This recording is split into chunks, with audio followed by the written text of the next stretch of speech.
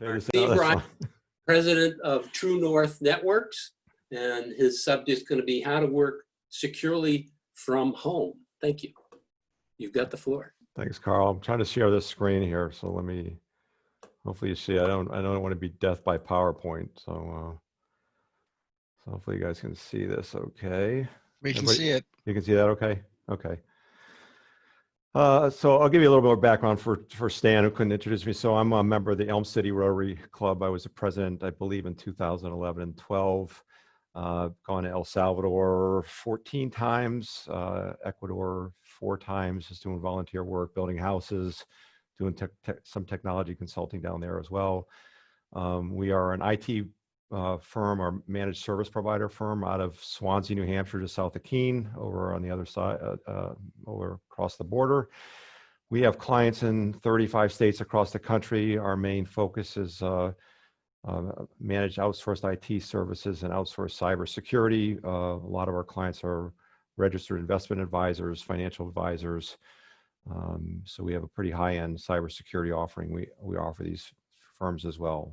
We have a team of 40 people, offices in Swansea, New Hampshire, one in Chichester, New Hampshire, office in Scarborough, Maine, and then a couple of folks working out of Pittsburgh, Pennsylvania. So it's quick background that Stanley obviously didn't get to say, but so that's a little bit about me.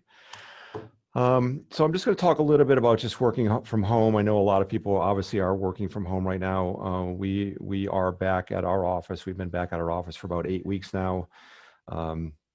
So we did like everybody else did, we worked from home during March and April and May, part of May. And then when things started loosening up a little bit, we decided to come back in the office, and we've been back for about 8 weeks now. It's working very well. It's nice to have everybody back. And I think, for the type of firm we have, we're a lot more collaborative, and I think we're a lot more productive when we're all together. So just some overall objectives. Again, I'm going to be brief, but I'll go through these quickly. And I know Bill Vermouth owns a computer company as well. I think you still do, Bill. And obviously, if you have any comments or suggestions to add in, please certainly do so. So these are some of the learning objections. Options of working remotely, technical requirements, things you should consider when you're working from home, security practices, and some common vulnerabilities. So I like to try to keep things real current. So last night, Twitter was breached, and a lot of names, large names, or other accounts were breached, like Joe Biden, Barack Obama, Bill Gates, Elon Musk, Beyonce. A number of people, their accounts were breached, and try to get people sending Bitcoin to fraudulent sites. And I've just sent a couple little screenshots that I think are really interesting, especially when I talk a little bit about our industry and working from home in general. You can find tons of articles. A lot of articles say working from home is not as efficient as being in office, and there's some that say you're more efficient for working from home. So the truth, as always, is always somewhere in the middle, right? For my firm, or for what we do, I think we are more efficient from working in the office. And what I think about IT firms, especially for a firm like Twitter, where they are now allowing people working from home indefinitely, it's a little easier to breach a firm like that because you're not around other folks. So as people try to social engineer or hack into these networks and you're working from home, it's hard to know who's asking you certain questions and whether you are doing a good job diligently identifying the person asking the questions. Great example for us personally is every year, because of what we do, we have a third party try to breach our network by either hacking in, calling in, social engineering. And we had it done a couple months ago. And at that time, we were back in the office, but there were several times where they called in, they emailed in, they opened help desk tickets, and all those attempts were thwarted because people were talking to each other in the office and saying, hey, do you hear about this, or what's going on with that? But the interesting thing is the attacker, again, this was something we we do to make sure we're secure. The attacker did breach us through our on-call person who was working at home. So after hours on call, and that's typically where the hackers find the vulnerabilities, which makes it really, really important, as you're working at home, to be really careful and being that more diligent about what you're doing to protect yourself and obviously your company you work for. Different options. I think, again, probably most of you may know these. Again, you're either VPNing, you're working from home, you're VPNing a secure connection into your network at the office to access data or your applications. You're using all cloud-based applications like Salesforce, Office 365, Google Apps, and many, many more, as many are cloud-based applications. Or you're using VDI, which is virtual desktops, or remote desktop, which is RDP, to a data center or servers where you're hosting your applications, your data, again, secured in and accessing information that way. So typically those are the methods that we have our clients set if they're accessing their data. So how to be prepared to work from home. And again, this might be a little dated for this slide because we're already been doing it for several months, but maybe you pick one thing up today, right? Maybe there's something you're not quite doing over the past several months that you might be able to pick up from this. So again, might be a little dated on this information, but let's just go through some of these things and hopefully some of these things might help. So obviously planning helps. During the March, when things started locking down in March, a lot of our clients were prepared, but a number of them were not. For example, we had one of our clients call us up and say, we got to lock down governor our states, and we got to lock down. We got to pull our computers out. Now, a lot of these guys had desktops, and I said, okay, well, when you bring your desktop home, how are you going to connect? Because they have wireless in the house. Are they going to connect wired or wirelessly? So again, not a lot of time to think things through. Is it fast enough? So while it's fast enough, typically when you're working from home with now children at home, partners at home, spouses at home, people streaming, obviously doing multiple Zoom meetings, kids watching the internet, doing online learning, do you now still have enough bandwidth at home to be able to work? We're a big fan of company providing a device to work from home, simply because, for what we do for a firm, we have monitoring software and antivirus software and high-level security software on machines. So we highly suggest people who own companies to provide tools and equipment for people to work from home.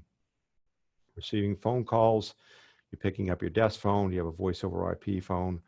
How are you able to work from home? Laptop or desktop, your work area, do you have the right software installed? Are you allowing people to print from home? Those types of things. Can you block or lock down people from printing from home? Securing your workspace, we want minimal distractions. Obviously, you got kids running around the house, family, people walking in and out of the room. Is there a place to secure your documents? For example, as I mentioned earlier, a lot of our firms are wealth management firms. They manage people's money. And if they have up on a screen or they're printing documents for what people's net worth are or bank accounts, you want to make sure those are, in many ways, you think about working from home, you have to think about a little more security than just leaving a document on your desk when you get up and say, go to the bathroom or leave your desk for a little bit more than you typically would in the office. You have a shredder to shred those documents, keep your desk clean, as I quote unquote, should in the office. Again, meaning keeping people away from seeing things they should not see. The last thing you want is your kid to making a call to somebody and say, hey, Michael Jordan is my father is their, investment advisor, and I saw Michael Jordan's bank statement. Those types of things are just the last thing you want to have happen. Again, secure these documents. If you have an external drive, or is that locked down to make sure not everybody accesses it. Really difficult when you're working from home to keep your business life and your work life separate. I try to really say, if you're working on your home computer, only you work on your home computer.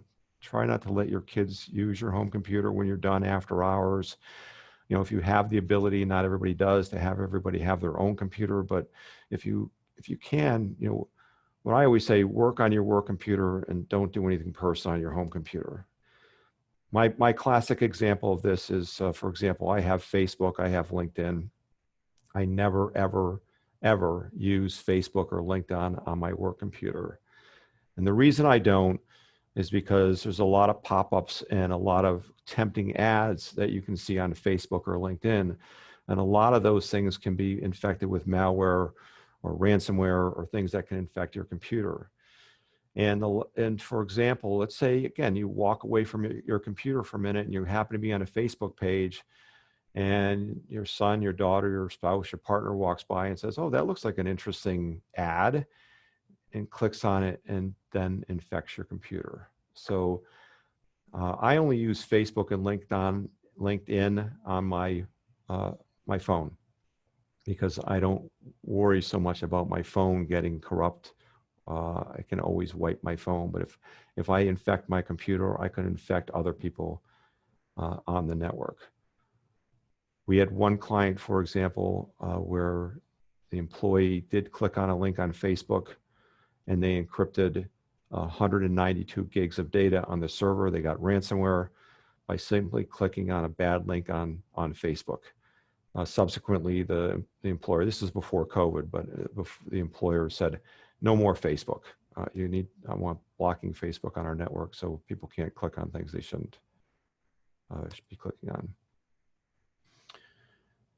Make sure your device and devices are secured using strong, unpredictable passwords. Passphrases are better. I use a password manager. I use LastPass. I use multi-factor to get into LastPass, so I have all my passwords in LastPass.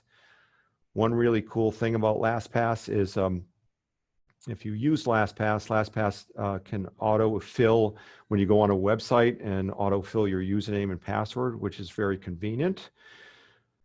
There's a number of websites that I don't even know my password, so I have LastPass actually create the password, a high-level complex password. The other one beautiful thing about LastPass is if you get phished and you click on a bad link, and that link brings you to, say, an Amazon page that looks like Amazon, but it isn't, and asks you to enter your username and password to change your password or enter it. Since LastPass does not recognize the website as being correct, it will not have that information. So it actually is a great way, that technology, to save from being phished and giving up your credentials as well. Lock your computer when you walk away. Again, not as obvious at home because you feel you're secure. You don't have to think about it. But again, in the office, even though you should lock your computer all the time when you walk away, you're at least in a company setting, and it's less risky almost in the office than it is at home to be thinking about that. Patches, run updates, definitely run your updates on your computer, on your devices. At home, you should always do that. And also, are your devices encrypted? Is your laptop encrypted? Is your mobile phone devices encrypted? Is your iPhone or iPad encrypted? Really important to encrypt those devices. So if they're lost or stolen, for example, if my laptop's encrypted, if it's lost or stolen and I have confidential information on there, it's, as long as I obviously don't have my password taped to my laptop, it's not even a reportable event. I don't even have to report it to the government that I have confidential information that's been compromised on my laptop if it's in an encrypted state. Make sure your internet connection's secure. Ideally, if you have a firewall, you should have a firewall at home. Make sure you change the default credentials. To this day, I literally went to a new client just this past week that they did not know the password to their firewall as we took them on as a new client. and I Googled the password of the firewall and I found it. And it was the default username and password. You know, what better way to hack into a network than to not change the default credentials on the firewall. You know, use a VPN, use a secure connection when you're working remotely. The other thing that I think is really important here, again, this is the last topic here is a product called OpenDNS. DNS means domain name services, and when they say that, obviously people roll their eyes like, I don't know what the heck you're talking about, Steve, but let me try to explain what it is. DNS, or domain name services, is a phone book of the internet. So if you, in the old days when you would look in a phone book and you'd look for my name, you look up Steve Ryder and this is his phone number. So if you think about that in internet technology, if I want to go to Google, Google is just a phone number. Basically it's an IP address, but in simple terms, it's a phone number. So if I go to www.google.com, DNS or the phone book of the internet says Google is over here and resolves the name to the phone number. OpenDNS is a product that company that Cisco bought. It does what's called scrubbing of the internet, so it looks for bad websites. Those links, I can get this to Marty, so if you even write those down, where I'll send this to Marty so he can spread it around. But those links down there can show you how to set that up to use it at home. It's free service. I use it at home. We use a paid version at our company and for our clients because we get some alerts on it. But the one beautiful thing about it is if you click on a bad link, it can block it. I'll give you one really great example of how it protected one of our clients. So again, back to ransomware, a little bit about ransomware, right? If you click on a link and you download the malware, it can encrypt your files. There's two ways to recover from it. One to recover from backup, and one is to pay the ransom. The only way it works, though, is if you click on that software and you download it, because it has to phone home to the bad guy, so it can then take the password essentially, or the encryption key, and append it to all the documents. So if you pay the ransom, the bad guy can give you the password and then unencrypt your files. If it cannot phone home to the bad guy's servers, it cannot encrypt the files. We've seen two instances where the phoning home is blocked by OpenDNS. So while technically the end user downloaded ransomware, it didn't encrypt a single file. We got an alert because we used the paid version in our office that this computer was acting strange. It was going to a website, trying to connect to a website, couldn't connect. OpenDNS blocked it. We cleaned off the virus or the malware off their machine. No files got encrypted, no harm done. Saved the client a ton of money and a ton of aggravation from encrypting files. Nothing's perfect here, but I would highly suggest you use it. If you click on that link, it's an explanation, but basically it gives you DNS servers to set up at home. Very easy to do. I would highly look at it. I love giving out free advice, and this is a free service that I would highly recommend, especially for everybody who's working from home. So here's some things that we've seen over time. Again, just things to think about, right? Just to be careful. These guys are sinking pretty low. You know, here's a little email that we've seen come across. You know, your family member has been infected by COVID. Click on this link. Here's some information that you need to do to bring to the nearest emergency clinic, right? So these guys really prey on our vulnerabilities and try to get people to click on things. So things you just really need to be careful about, especially, while you're working at home. Back to social media. Again, these are tempting things on social media. I'm often asked, okay, so Steve, you see this on Facebook, how do you know that's a bad link or not to click on it, right? That looks pretty tempting. $23 Keen sandals or Keen shoes. I mean, I'm a big fan of Keens, so they're not. It's hard to find Keens for $23. I'll tell you that. But the best way to figure that out is, if you click on the comments section on that, which doesn't bring you to the link, and you'll see a lot of these links that people will start posting that this is a bad link, this is a scam, don't click on it. So as they say, if it's too good to be true, it often is.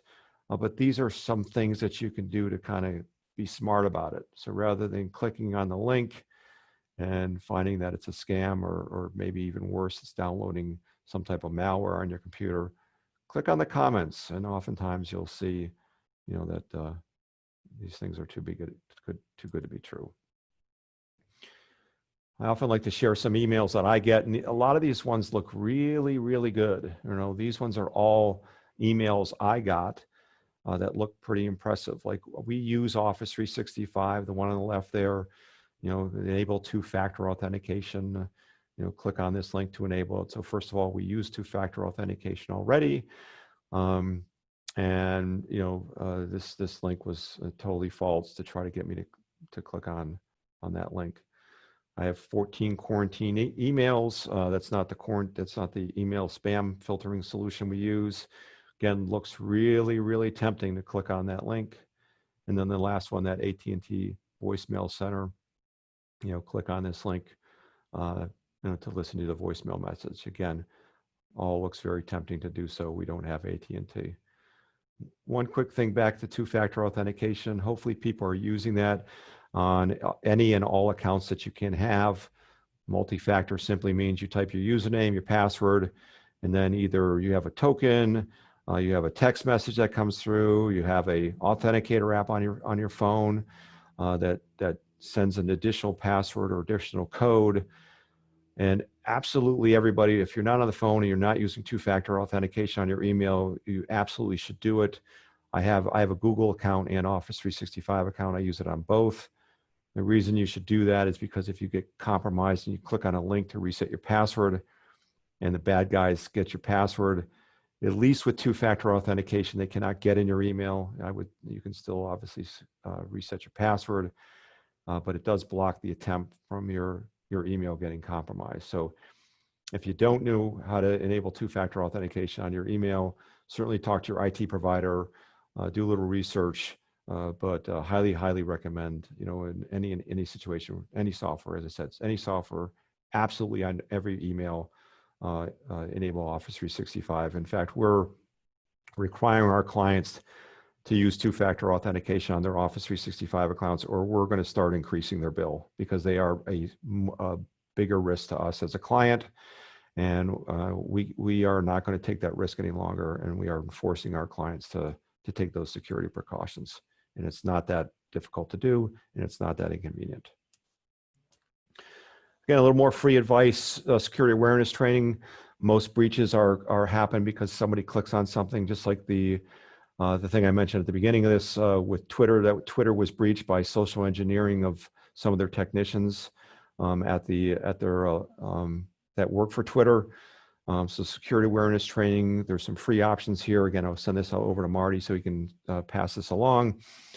But there's some good links there to send that people can get some training, some documentation, some articles, some posters that you can use. We use a company called KnowBe4, which is a paid version that we use for our clients. We send phishing emails, training videos, but really, really important.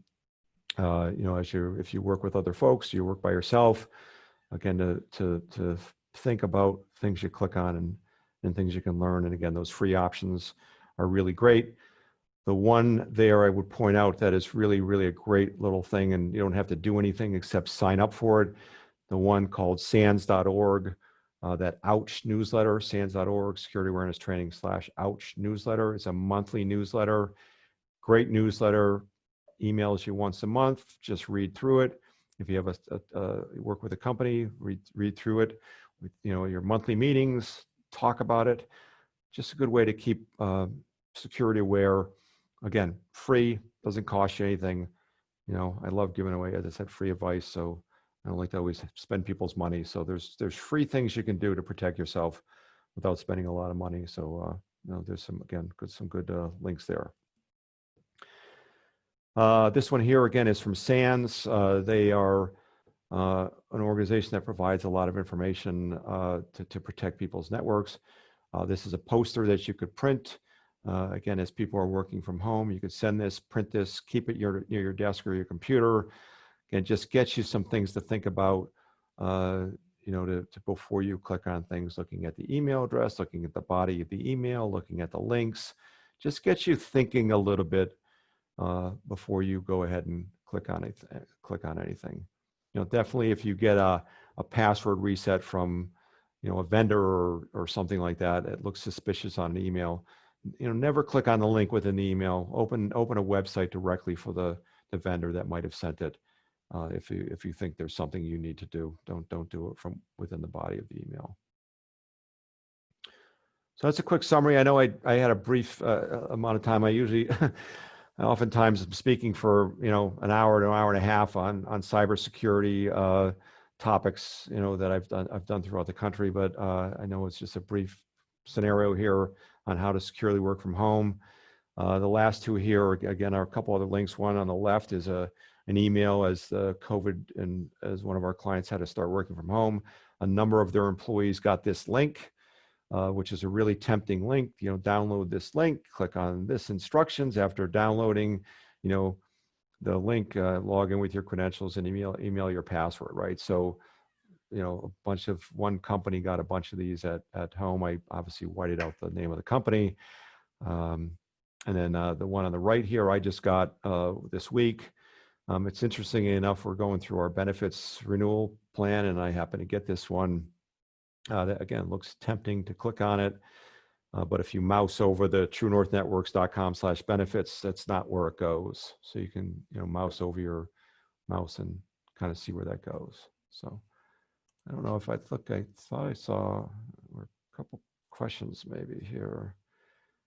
Okay, mind if you have a question for Steve? How about Zoom on a work computer? Yeah, so Zoom, I have some things about Zoom that, hold on a second. Let me see if I can share this. I wasn't sure if I had enough time, but here's things you can do for Zoom. I don't know if you can see, but here's some things you can do to protect on Zoom, you know, to create or protect against Zoom bombing, essentially people hacking into Zoom meetings. So require meeting passwords, you know, host to share the screen. As Marty was doing, Marty was muting everybody. So Marty does have control of people in the Zoom meetings. You know, I assume Marty could remove nuisance employees. So Stan's getting out of line. He could kick Stan off the session. Don't allow people before the meeting host, disable file transfers. So here's again some quick little things to protect you know, a Zoom meeting from being hijacked. I don't know if that helps or if that answers the question. Hey, Steve, Carl. Hey, Carl. What about when I get emails or phone calls, I sometimes go in and block them so I don't get them in the future. Yeah. But I'm never sure if they're adding that address to my address book, and that in itself is a problem. What about that kind of thing, particularly on cell phone calls? Yeah, so a quick question. So what I do is, so I don't answer them, but I am seeing, I don't know who your carrier is, but I actually got a notification from Verizon that they're starting to block some of these phone calls. So I also, I know iPhones and Androids both can, you know, say this is you know, block this call so you never see it again. And that's what I've been starting to do, because I get a lot of spam phone calls that I just start blocking them all so I don't get them anymore. So it's just like anything else, Carl. It's just trying to block this stuff from, you know, living, you know, taking over your life and just trying to reduce the all the chatter that comes through via email or phones. So in our banking industry, you know, I've heard stories. So I never answer a phone call unless I'm pretty sure I know who it's coming from, because Right. some of them will say, "Is this Carl lined?" And of course, your answer is yes, and they're recording your voice. Yes. And then they use that recording for voice identification. So they really are sophisticated in their efforts. Yeah, that's the next wave. It's called deep fake, where they're trying to get people's voices and they're trying to start really, you know, getting people to either, take a picture and show your mouth moving and saying different things that you're doing than you're actually really saying. So because the technology is just getting more and more advanced, there's more things that people can do to try to, compromise people and compromise their networks. I see Tom go ahead. I Carl. always answer my phone, call. This is Marty Cohen. That's the way to do it. That's the way to do it. So Tom had a question that I use Norton Password Manager, which is cloud-based. Should I be concerned? No, I mean, I use LastPass, which is also cloud-based. The thing I would suggest for password managers is they are stored in an encrypted state. But for a password manager, I would do two things. One, the password you use to get into the password manager, make sure it's very complex. So my password, for example, I'm not going to tell you what it is, but my password to get in my password manager is 27 characters. It's a passphrase. It's actually one of the easier passwords I have because it's a bunch of cobbled together words. But only I would know what they are, but it's actually not that difficult for me to remember it, but it's very difficult to hack. 27 characters is very difficult to hack. Okay, I'll stop sharing my screen. Thanks, Marty. And the other thing is use two-factor. Just like I was saying earlier with email accounts, use two-factor. So I use two-factor to get in my LastPass accounts as well. So anything like that, definitely use a two-factor authentication for a password manager. Hope that helps. Thank you. Sure. Okay, if we don't have any other questions. Carl, hold on, I see one. I have a question. Oh, go ahead. So is there any such thing as internet police that go after these people? There are, the FBI and will find people, but if they're larger scale things that happen. So, Twitter, for example, I mean, obviously with the Twitter breach, I mean, people are going to try to track down those people. But if someone's getting, their account getting, for example, we had an email here that someone said, hey, can you wire out $15,000 sent to my controller? I said that our controller at the time said, go ahead and respond and say, hey, where do you want me to send the money? And just kind of play it out a little bit. We sent the money to the FBI. We sent the information, not the money, but we sent the information to the FBI, gathered the data. FBI has a website. You can file a complaint. But I don't know if they're really going to, if they ever did anything about it, I don't know. But there's so much of this. I mean, Bitcoin fraud, wire transfers, ransomware.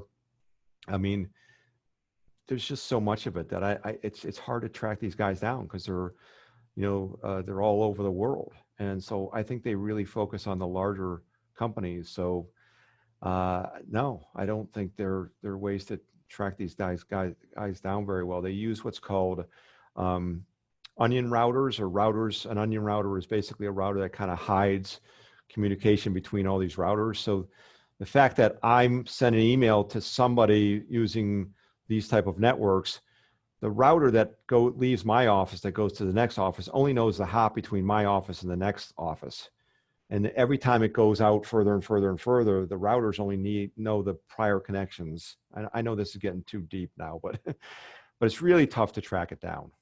So it's almost like the Wild West. It is. In the late 1800s when little banks all over the country were getting robbed and exactly getting away with it. Correct. It is. I mean, we've had clients wire money. We've had clients wire money out that's gone. I don't know if I'm sure a lot of you know Barbara Cochran from Shark Tank. She wired out $386,000 out to the wrong account. Now, luckily, the bank she wired it to, they stopped it, but she could have been out $386,000 from basically a wire transfer fraud. Yeah. That's and being in the banking industry, it's very critical that you verify through separate means. We had a client who does business out of country as for 30 years, They were contacted by the company and said, we've changed our banks, here's the new information. Right. And they took the step to confirm, but they did it with the email. Right. So they just, and of course, the crook is going to respond by that email, of course. And, when you verify, you need to verify in a separate methodology. So if you get a text, you use email, you get an email, you call your contacts and confirm any changes to wire instructions, banking instructions, etc. The average wire fraud that the FBI stated, I wish I have a different slides for this. Like, I don't want to take the time to look it up, but I know the average is about $135,000 from wire fraud from the FBI. I don't know. They have I don't know what the number is. It's in the millions and millions of dollars that happens every year. It's awful. I think it's billions, actually. Yeah, well, yeah, you're right. It's probably billions, actually. You're probably right. Yeah. As many, there's just, some of it can get stopped. You need to contact your bank immediately. Yes. Because most banks, these significant banks, have people in place that would try to chase that down to a degree. But anyhow, other questions? I see George had a comment. It says it's a good idea to set a passcode with your wireless provider to prevent a bad actor from accessing your account, especially if you get two-factor authentication codes texted to you. Yeah, I agree. Yeah, anytime you can use two-factor authentication for anything you can do, please do it. Please do it. Great. Last question. I won't type it because it's too slow. Any home recommendations for a personal computer? Meaning what? I mean, meaning like a type of computer? Or? No, just any software out there to encrypt, or any product to encrypt my home. My work computers have always been company encrypted, Right. But my personal is not. Yeah, I mean, if you have Windows Professional, Windows 2000, Windows 10 Professional. Boy, am I dating myself. Windows 10 Professional does have BitLocker already as part of it. So, okay. So if you have the professional version, you can do the encryption that way. As you know, iPhone, iPad automatically encrypt with a password. OpenDNS, again, to the extent you can use on your router, again, is another thing. And then antivirus, Bitdefender. We use Bitdefender, but a lot of them are pretty good. Malwarebytes is helpful too. Those types of things. Thank you. Yeah, sure. Well, thank you, Steve. Okay. Thanks, everybody. Thanks for having me. And I'll send the information to Marty. And if you want to click on any of those links or might be able to help you, happy to do that. Thanks for having me. Thank you. And it's 12:58. We'll call the meeting. Talk to you next week.